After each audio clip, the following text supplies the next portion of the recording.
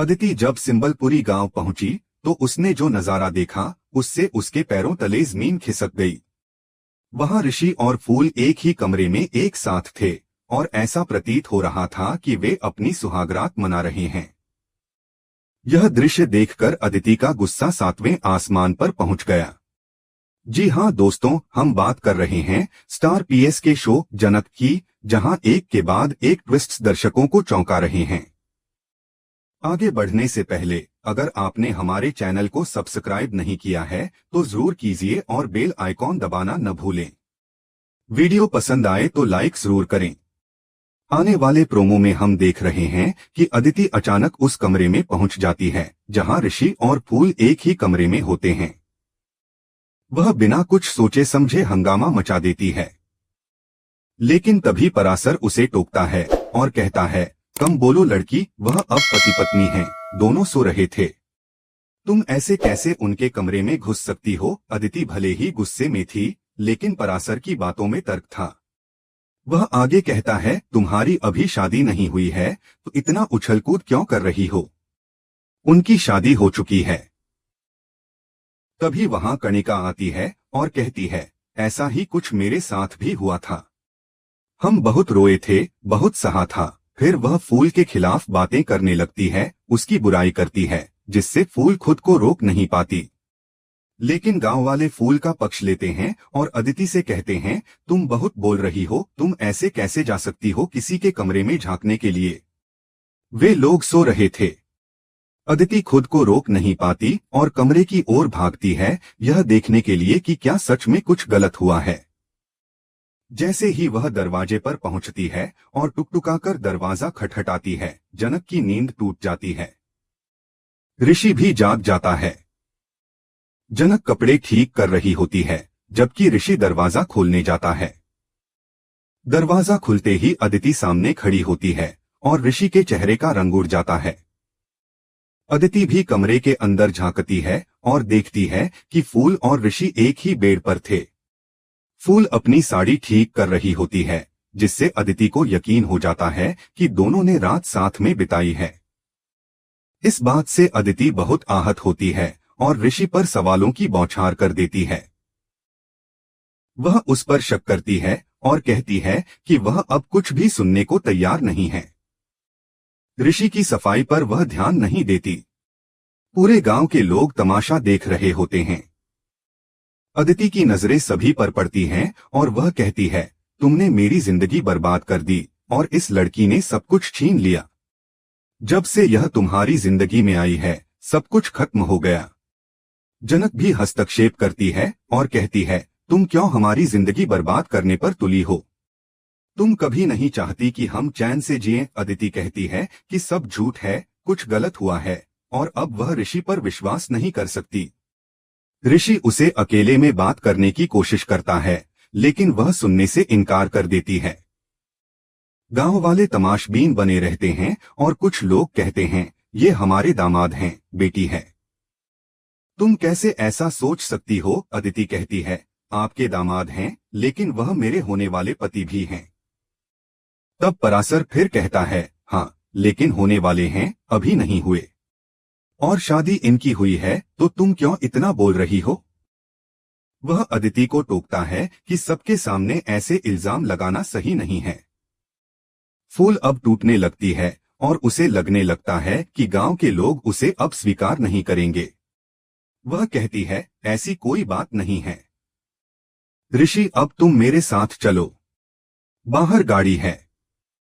लेकिन ऋषि साफ इनकार कर देता है। अदिति को अब यकीन हो जाता है कि ऋषि का पूरा खेल था और अब वह सब समझ चुकी है। वह कहती है कि अब वह कोई रिश्ता नहीं रखना चाहती। ऋषि उसे रोकने की कोशिश करता है, लेकिन अदिति वहां से चली जाती है। जनक ऋषि पर गुस्सा करती है और कहती है कि उसने सब कुछ बर्बाद कर दिया। अदिति सीधा ऋषि के गांव पहुंच जाती है और वहां घर में घुसते ही हंगामा मचा देती है। वह सबके सामने बोलती है, मैंने खुद देखा है कि दोनों एक ही कमरे में सोए हुए थे। यह सुनकर घर वाले और यहाँ तक कि पूरा मोहल्ला हैरान रह जाता है। सवाल उठने लगते हैं कि जब वह उसे पत्नी नहीं मानता और वह उसे पति नहीं मानती, तो फिर यह सब क्यों हुआ? अदिति फिर बोलना शुरू करती है, दाल में तड़का लगाकर अपने आरोपों को और बढ़ा चढ़ाकर सबके सामने रखती है। पूरा परिवार स्तब्ध रह जाता है। उसकी बातें सुनकर सबको लगने लगता है कि वह जो कह रही है वह सच है। वह कहती है कि अब वह इस रिश्ते को स्वीकार नहीं कर सकती और न ही फूल को ऋषि की पत्नी के रूप में मान सकती है। उसकी माँ जोर जोर से चिल्लाती है, अगर ऐसा हुआ तो वह मेरा मरा हुआ मुंह देखेगा और मैं उसे इस घर में दोबारा घुसने नहीं दूंगी। फूल यह सब सुनकर रोने लगती है। वह जोर जोर से चिल्लाकर रोती है और कहती है, मुझे भी बहुत दर्द हो रहा है, मैं मजबूर हूँ, लेकिन मैं क्या करूं? घर वाले कह देते हैं कि अगर यह सब सच है तो वे फूल को इस घर में नहीं रखेंगे। अब उन्हें समाज में अपनी नाक कटती दिख रही है। सबके बीच फूल टूट चुकी है। इस सब के बाद अदिति को भी डर लगने लगता है कि अगर इन लोगों ने कोई गलत कदम उठा लिया तो क्या होगा।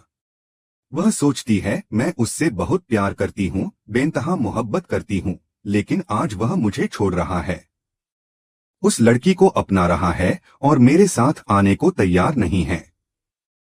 क्या मैं उसके साथ जिंदगी बिता सकती हूँ? जो मेरी कोई कदर नहीं करता, उसकी आंखों से आंसू थमने का नाम नहीं लेते।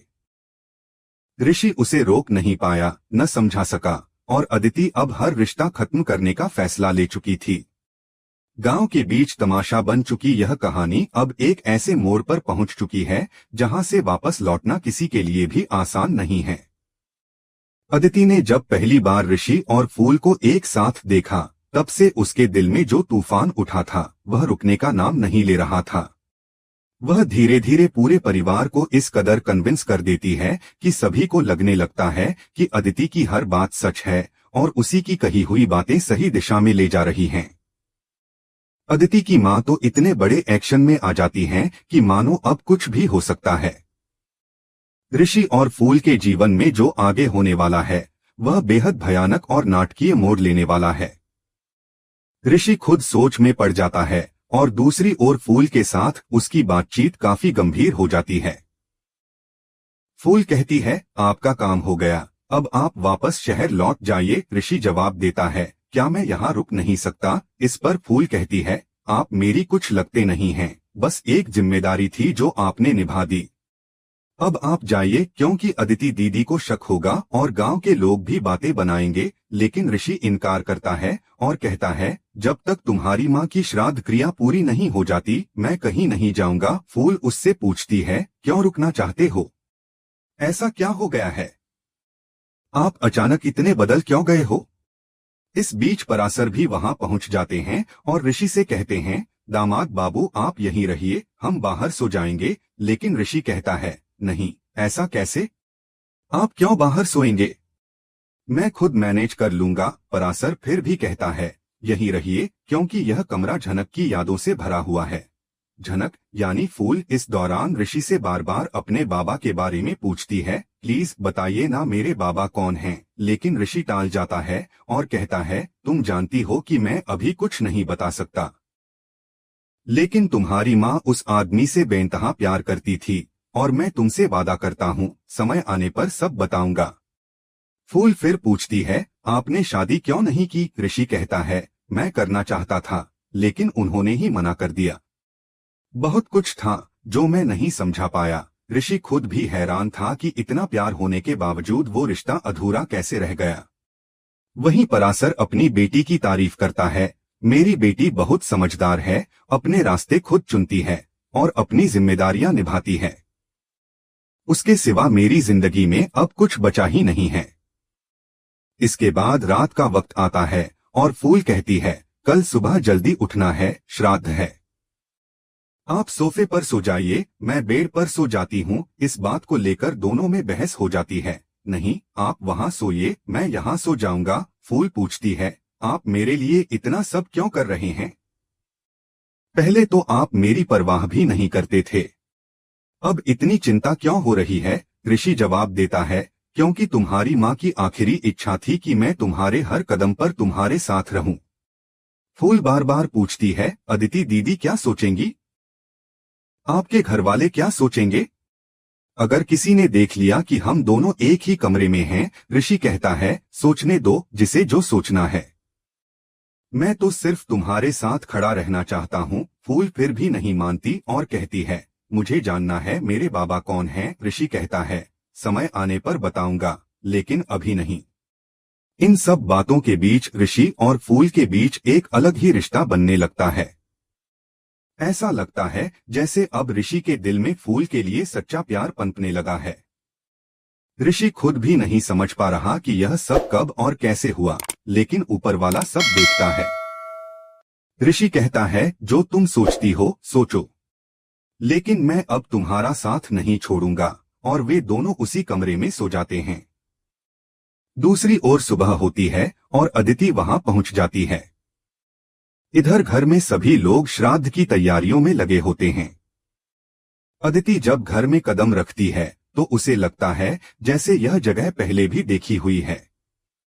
वह कहती है, ऐसा लग रहा है जैसे मैं यहाँ पहले भी आई हूँ। लेकिन वह खुद को संभालती है और कहती है, जो करना है वही करूंगी। इसी दौरान अनिरुद्ध अर्शी से कहता है, हमें ऋषि से मिलना है। अर्शी कहती है, ऋषि यानी कि अदिति का होने वाला पति?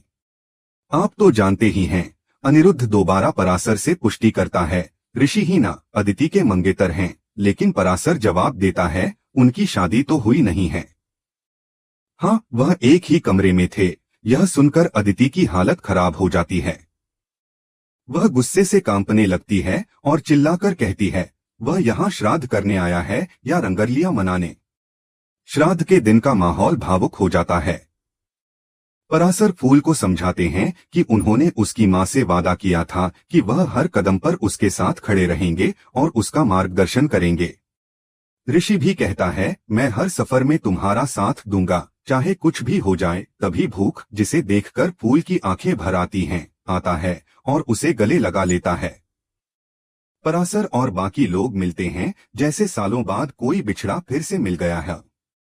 फूल कहती है, मैं ठीक हूँ, बस थोड़ा बदल गया हूँ सब कुछ। इस मिलन के दृश्य में एक गहरी भावनात्मक लहर दौड़ जाती है। फूल की आंखों में वह सवाल अभी भी तैर रहे हैं जो उसके मन को बेचैन किए हुए हैं। उसके बाबा कौन हैं? ऋषि क्यों कुछ छुपा रहा है? अदिति और ऋषि का रिश्ता आखिर अब किस मोड़ पर खड़ा है? और क्या फूल और ऋषि के बीच जो नया रिश्ता बनता दिख रहा है वह सच में एक नई शुरुआत है या फिर किसी पुराने दर्द की पुनरावृत्ति? अब जब सारी स्थितियां जटिल होती जा रही हैं, अदिति का गुस्सा, फूल का दर्द और ऋषि की दुविधा, इन सब के बीच आने वाला समय बताएगा कि कौन किसके साथ रहेगा और किसका रिश्ता किस मोड़ पर खत्म होगा या फिर नया जन्म लेगा।